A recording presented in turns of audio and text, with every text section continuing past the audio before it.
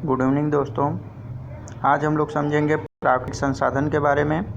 प्राकृतिक संसाधन अर्थात प्रकृति के द्वारा जो है कि ईंधन या जो भी हमारे दैनिक जीवन में उपयोग होने वाली वस्तुएं होती हैं, हम प्रकृति से प्राप्त करते हैं, उसे ही हम प्राकृतिक संसाधन कहते हैं।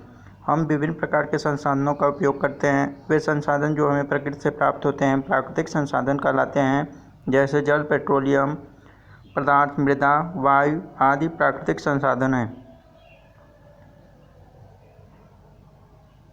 प्राकृतिक संसाधन अब केवल सीमित मात्रा में रह गए हैं तथा आने वाले समय में जल्द ही समाप्त हो जाएंगे, क्योंकि वर्तमान में जनसंख्या अत्यधिक तेज़ी से बढ़ रही है। अतः संसाधनों की आवश्यकता भी तेज़ी से बढ़ रही है। जनसंख्या बढ़ने का प्रमुख कारण चिकित्सा में सुविधाओं सुधार है। कुछ प्राकृतिक संसाधन ऐसे हैं जिनके उपयोग से प्रदूषण अत्यधिक बढ़ रहा है, जैसे पेट्रोलियम पदार्थ से। इसका उपयोग हम मोटर वाहनों में घरेलू ईंधन के रूप में आदि में कर रहे हैं। इसके दहन से विषैली गैस उत्पन्न होती है जो प्रदूषण का कारण बन रही है। हम मोटर गाड़ियां धातुओं की बना रहे हैं जिसके खनन से प्रदूषण बढ़ रहा है। अतः हम इन प्राकृतिक संसाधनों का प्रबंधन करना चाहिए। प्राकृतिक संसाधनों का प्रबंधन से तात्पर्य है कि हम इन संसाधनों का उपयोग बहुत कम करना चाहिए, पुनः चक्रण करना चाहिए, पुनः उपयोग करना चाहिए। इसका प्रबंधन होने से आने वाली नई पीढ़ियों को सुख सुविधाएं मिलने तथा प्रदूषण में कुछ राहत मिलेगी। कम उपयोग, इनका अर्थ है कि हमें इन संसाधनों का उपयोग बहुत कम करना अथवा नहीं करना चाहिए, जैसा कि बल्ब, पंखे आदि को व्यर्थ नहीं चलाना चाहिए। पुनः चक्रण, इसका तात्पर्य है कि संसाधनों का उपयोग कर उनका पुनः चक्रण अथवा उनका नव निर्माण करना चाहिए। जैसे प्लास्टिक को उपयोग करने के पश्चात पुनः नया संसाधन बनाया जा सकता है। पुनः उपयोग, यह पुनः चक्रण से भी उत्तम विधि है, जिसका अर्थ है कि हमें संसाधनों अथवा वस्तुओं का बार बार उपयोग करना चाहिए। जैसे लिफाफों को फेंकने के बजाय पुनः उपयोग में लिया जा सकता है। जैव विविधता, पृथ्वी पर विभिन्न प्रकार के जीवों की उपस्थिति को ही जैव विविधता कहा जाता है। वंशानुगत जैव विविधता को सुरक्षित रखने के लिए सूक्ष्म जीवों का महत्वपूर्ण योगदान होता है। जैव विविधता के विनाश होने से तंत्र के नष्ट होने का भय होता है। आहार श्रृंखला के किसी एक पोषी स्तर के मरने से कई पोषी स्तर मर जाते हैं। सर्वाधिक जैव विविधता पादपों में पाई जाती है, जिसका उपयोग हम औषधि को बनाने में, ऊर्जा प्राप्त करने आदि में करते हैं। अतः हम अधिक से अधिक पादप लगाने चाहिए।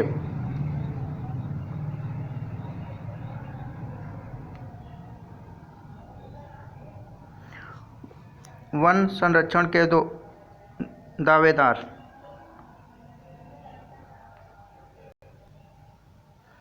कुछ लोग वन उत्पादों पर निर्भर रहते हैं जबकि कुछ लोगों के पास विकल्प होते हैं। आखिर वन संरक्षण दावेदार कौन है? कुछ लोग अपनी आवश्यकताओं की पूर्ति वनों से करते हैं। वन विभाग के पास वनों का स्वामित्व है और सरकार वनों से प्राप्त संसाधन का नियंत्रण रखती है। उद्योगपति जो तेंदुपत्ती का उपयोग बीड़ी बनाने के लिए करते हैं, परंतु उद्योगपति वनों के किसी सीमित क्षेत्र पर निर्भर नहीं करते।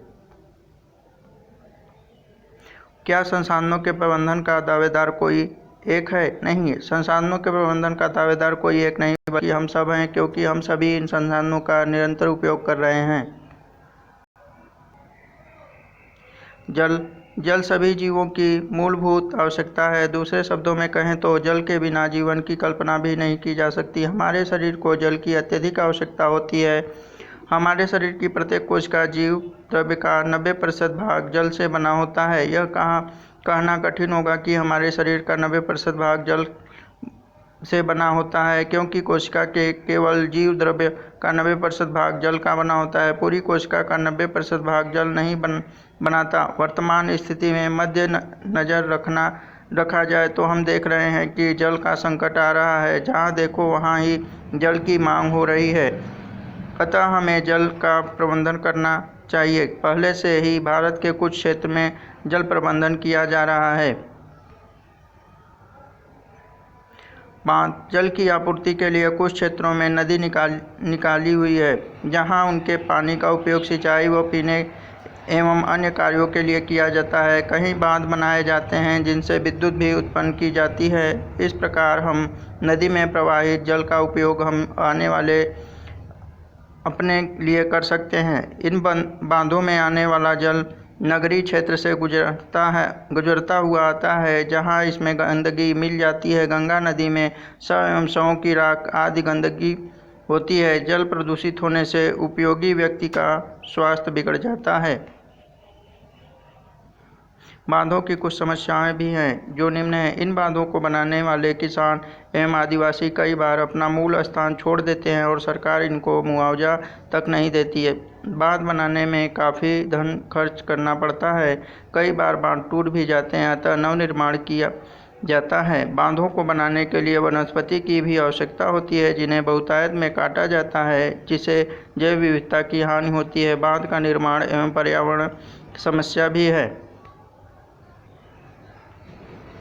जल संग्रहण जल प्रबंधन की यह एक पारंपरिक विधि है। इस विधि में गड्ढे खोदे जाते हैं, जिसमें वर्षा के जल को एकत्र किया जाता है। इन गड्ढे से जल का उपयोग सुचारू रूप से किया जाता है।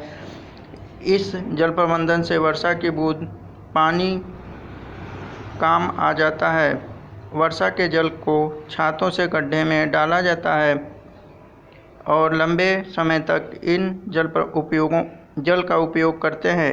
इस स्थिति को हम अपने राजस्थान की शुष्क क्षेत्र में देख सकते हैं।